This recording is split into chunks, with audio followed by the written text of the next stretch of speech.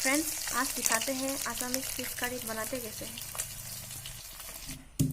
लहसुन एंड अदरक को इसे पीस लिया है।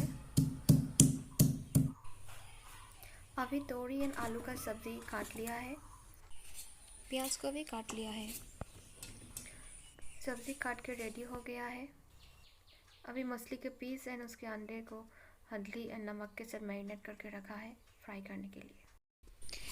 फिश करी बनाने का पहला स्टेप है मछली का जो पीसेस है उसका फ्राई कर लेना। इसके लिए एक कढ़ाई में ऑयल गरम किया है, देन इसको फ्राई किया है।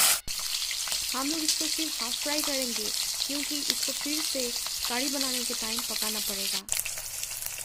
हाफ फ्राई ऑलमोस्ट हो चुके हैं तो इसको अभी एक बाउल में कलेक्ट करके रखना पड़ेगा।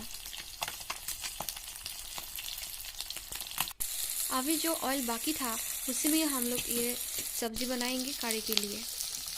इसके लिए जो मसाला तैयार कर लिया था उसको पहले ऐसे फ्राई कर लिया है जब तक ये थोड़ा रेड कलर का ना बने। ऑयल थोड़ा कम बाकी था इसलिए हम लोग को फिर से ऑयल डालना पड़ा। अभी हम लोग तोरी एंड आलू का सब्ज़ी बनाएंगे नॉर्मल तरीके से।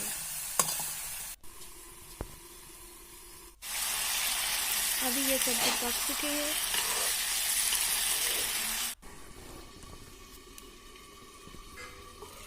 अभी इसके ऊपर थोड़ा गर्म पानी डालेंगे। उसके बाद जो मछली का फ्राई किया हुआ पीसेस है उसको यहाँ पे पकने के लिए देंगे।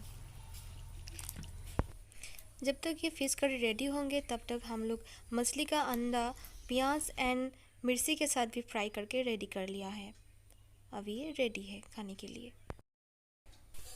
तोरी आलू का ये फिश करी अभी खाने के लिए बिल्कुल रेडी है। इसको आप चावल के साथ खा सकते हो। ये करी के साथ आपको कोई दाल का ज़रूरत नहीं है बिकॉज़ ये जो ग्रेवी है वही आपके लिए काफ़ी हो जाएगा खाने के लिए। तो दोस्तों, कैसे लगा आज का ये सिंपल सा आसामीज रेसिपी। ये बहुत ही कम इंग्रेडिएंट में बन के तैयार हो गया है। कोई मसाला ज़रूरत नहीं है, ज़्यादा ऑयल का भी ज़रूरत नहीं है एंड हेल्दी भी है एंड बहुत टेस्टी भी है। तो आज के लिए इतना ही। फिर मिलते हैं कभी, तब तक बाय बाय।